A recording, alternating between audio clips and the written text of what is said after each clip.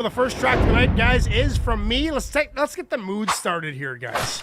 Let's get the mood started with some K-Rino. Get started, right? Okay. A little bit of Deprogrammed. Let's just listen up, and there's a bit of an intro to this tune. Let's do it right now. Oh, Temple of Bars. Okay. All right. Here we go. Let's see who can catch. Let's see how many bars you can catch out of this. Oh, fuck. Here we go. Getting bagged already. Oh, yeah. We're on the bags. Oh, Lord. You look like a fiend with that thing, you know. I know. It's terrible. But I can't smoke inside, so what are you going to do?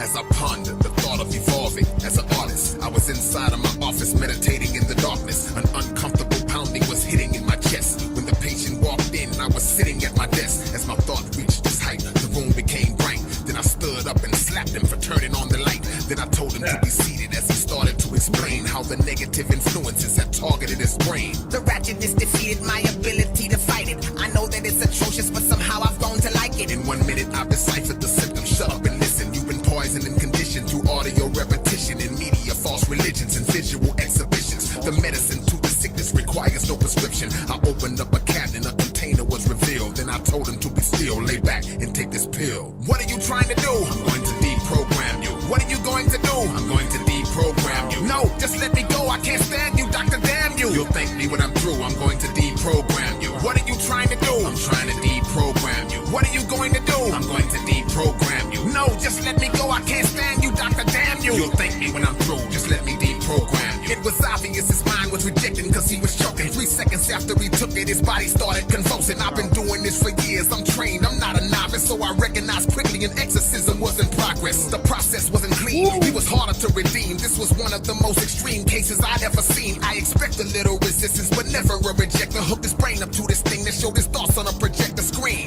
Every idea and dream he ever dreamed. Told my secretary Jean to bring me a nectarine. As I ate it, I sit back and let the method take its course. It rewound back, eventually landing at the source. When the needle spiked hard, I got anxious. I saw how the dangerous language came through his subconscious chambers, initiating gradual changes that were rendering him brainless. The power blew and shorted out the main switch. What are you trying to do? I'm going to deprogram you. What are you going to do? I'm going to deprogram you. No, just let me go. I can't stand you, Dr. Damn you. You'll thank me when I'm through. I'm going to deprogram you. What are you trying to do? I'm trying to deprogram you. What are you going to do? I'm going to deprogram you. No, just let me go. I can't stand you, Dr. Damn you. You'll thank me when I'm through. Just let me deprogram you. My maintenance coordinator powered the generator. Then I placed him in the great situational simulator. Field is conscious with both beneficial and nonsense. Featured good and evil and monitored his responses. With weaker content, his vessel paraded about. Anything positive, he regurgitated it out. I leaned over the table, the screen, don't let it break you. This fake music was specially designed to overtake you. The superficial nature of this garbage I reveal. It's an audio mirage, this stuff is not even real. It's only a spell they sent to keep your true potential in the basement. Demented strategic radio placement. I thought it would get better, but then I saw no chances. He started yelling, turn up, and doing funny dances. He seemed to be getting worse than he was when he came in. I hollered for my intern to come help me restrain him. He would die if I couldn't stop the ignorance from reigning. The clock was ticking down, only 2 minutes remaining. To save him, I was racing, but he gave no indication. My track record's impeccable, I've never lost a patient. So failure I never knew. Each second the pressure grew. Came to the conclusion there was only one thing left to do. He's nearly a vegetable, I have to handle this directly. Laid on the table next to him, told my intern to connect me and effectively inject more intellect till he was stable. Similar to car batteries connected with jumper cables. But if it didn't work, I would lose all my brain fluid. My intern said, please don't. I said, shut up and do it. When he plugged me in to try it, sparks flew from the wires. The lights were flicking on and off. The room was on fire and purple. Communication after that was non-verbal. The screen said, total completion of transferal. The course that ran thorough, but something was still concerning. Inside us, both of us would lay motionless on the gurney. The patient's eyes open as the sun beamed through the window. My team started removing the cords from my temples. He raised up and said he was ill. The method's proven. They waited for me to respond. Still, I wasn't moving. They entertained the thought that I had let my tactics break me. They did everything in their power to resuscitate me. One of them read the Bible as I laid there idle, and multiple devices were used to check the vitals. They shocked me, medicated me, but still wasn't recovering. They worked to bring me back a whole hour, but still nothing. Then grateful for my sacrifice and all of my devotion. They drove me 700 miles and placed me in the ocean. I floated out to sea as they cried and started grieving. They stayed the entire evening, sent some word words before leaving. They traveled home mourning the demise of the doctor. Returned to the facility to empty out their lockers. They came back to the building, walked inside and nearly lost it. Looked down the hall and saw me watching TV in my office. Drinking a cup of coffee, relaxed, trying to chill. As the patient tried to hug me, I just handed him the bill. Everyone was like, we thought you had suffered sure disaster. I said, yes, I know, that's why you're the students and I'm the master. Creates a story as him as a deprogrammer. Like, who the hell does that? Damn it, man! Dude, that he sounded like books.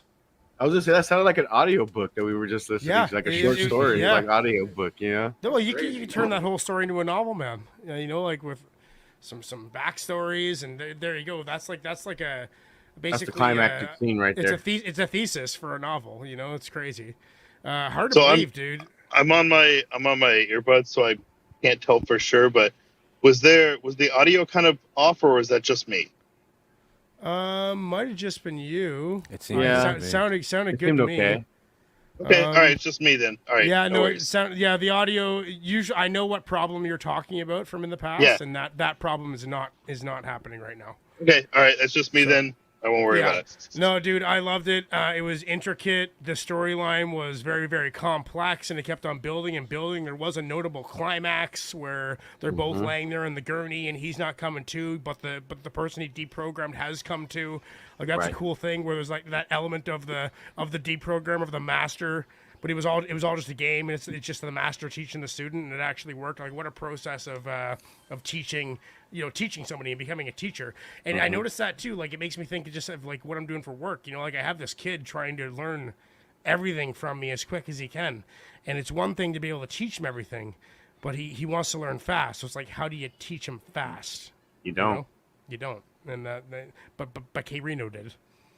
K-Rino sure fucking did. He only had 4.5 minutes to teach the guy. So yeah, that's true. And he sure fucking did. Well, I'm gonna go ahead and give that an 8.5 right off the bat. I think it was a good way to start the show. What are you guys saying? I'm with you. That's an 8.5 as well for me.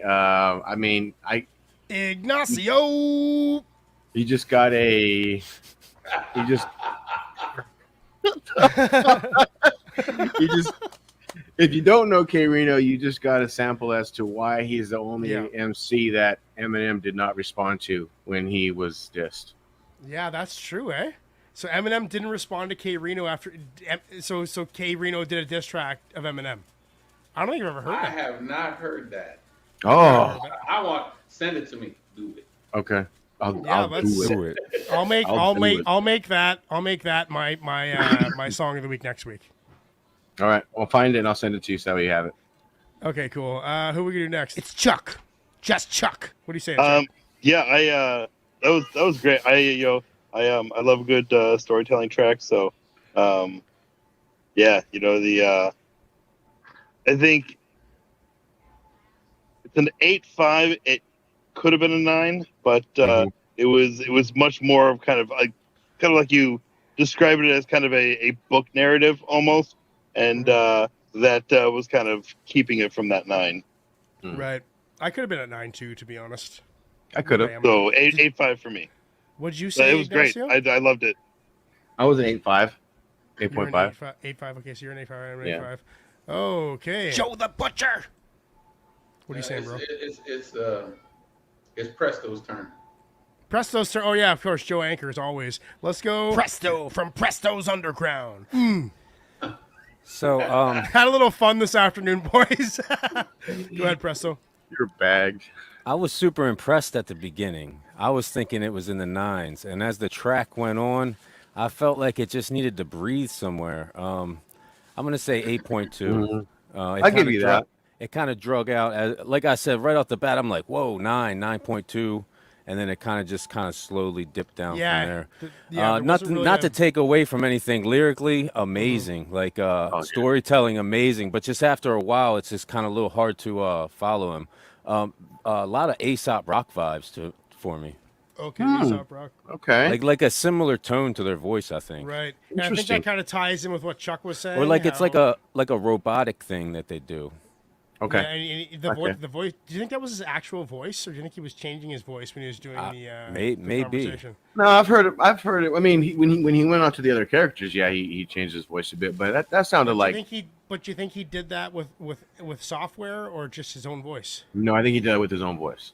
Yeah, that's pretty cool, man. That was a high pitched, squeaky voice. I could see the Eminem diss him using that voice. To be honest, I'm really stoked to hear that now. Me too. Okay, Joe the Butcher.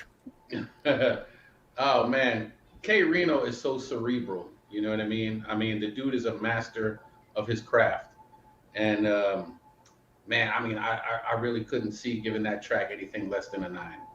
Yeah. I'm gonna give it the 9 that it deserves. Yeah, I'm switching. There you go, Joe. Yeah. He's switching to it. I get it. I always switch, dude. I'm the most eclectic of all of us. You're wishy-washy. I'm wishy-washy. Yeah, I like that. Okay, well, 100% say yes, and that's fantastic. So that is going on the playlist. I think that's all we need the time to vote. Just keep the show rolling because we got a 13-track night tonight. Okay, so that's going on the playlist. Let's get into the next one.